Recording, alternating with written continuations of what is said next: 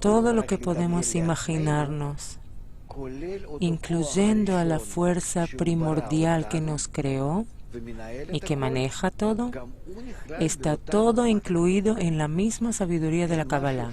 No hay nada que exista fuera de ella. Porque en general nos parece que sabiduría es algo que cuenta una historia sobre algo, pero en este caso no es sobre algo, sino que las letras mismas son las vasijas. Las acciones mencionadas son en realidad las acciones mismas, que no son mencionadas por nada. Si fuéramos capaces de leer estas líneas como están realmente escritas, estaríamos ejecutando acciones durante la lectura, porque nosotros leemos dentro de nuestro deseo, y así nuestro deseo, junto con el texto, harían ejecutar la acción al instante. Hay que entender que la sabiduría de la Kabbalah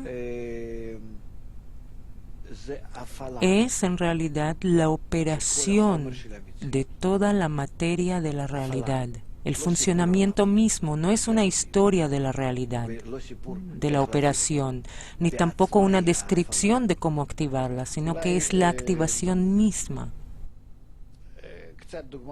A lo mejor podemos usar como ejemplo en cierta medida la programación de un software, donde escribimos las instrucciones con palabras y el programa ya sabe leer y ejecutar las instrucciones. Por ejemplo, escribimos colocar esto en el centro, esto arriba, lo otro abajo, ajustar a la derecha, a la izquierda, etc. Y nosotros escribimos estas instrucciones en inglés, con toda clase de símbolos y espacios, pero luego las instrucciones se introducen en la máquina que ya sabe leer y ejecutar lo que hay detrás de las instrucciones. Así que a lo mejor podemos de todas maneras comparar superficialmente algo de esto con la lectura de textos de Kabbalah, que cuando leemos las palabras, las letras y las líneas, estamos de hecho activando nuestra computadora, aunque nos parece que estamos así nomás leyendo una novela o algún otro tipo de texto, pero en realidad estamos leyendo, como ahora, por ejemplo, esta pregunta surge obviamente en cualquier persona racional, etcétera, etcétera. A mí me parece que estoy simplemente leyendo palabras, pero en realidad estoy impregnando mi mente y mi deseo con órdenes operativas. Y por eso hay fuerza en el libro. Me refiero a los libros que fueron escritos desde los grados espirituales, porque el autor, en este caso Bala Sulam, escribe estas cosas desde su realidad, actuando desde el interior de este software.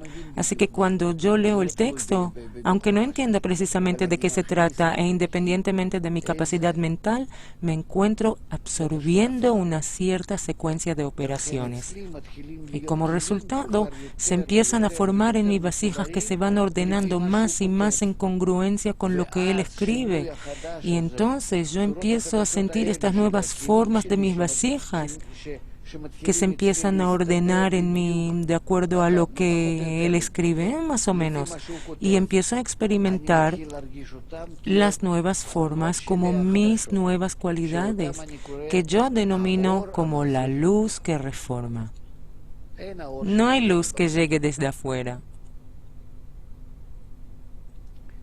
Por eso, cuando estudiamos la sabiduría de la Kabbalah o leemos de los libros de la Kabbalah, no hay aquí un estudio, de hecho, sino una operación, una corrección instantánea, en cierta medida, gradual, lenta, pero con todo, corrección de nuestras vasijas.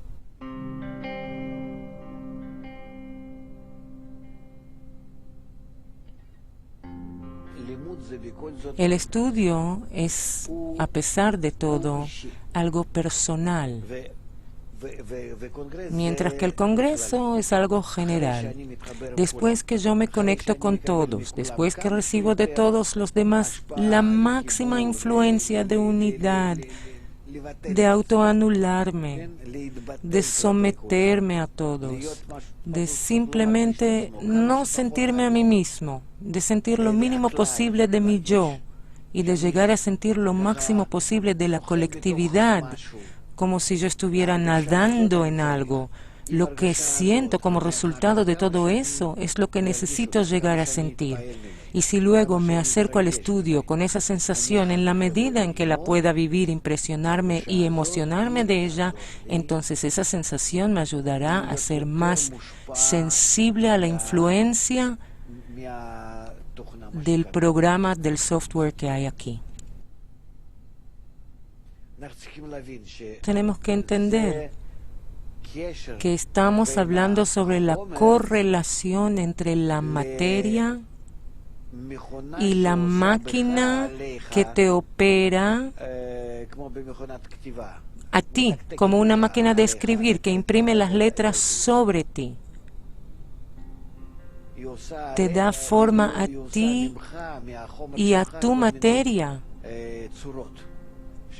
para que alcances eventualmente la forma que se llama semejante al Creador.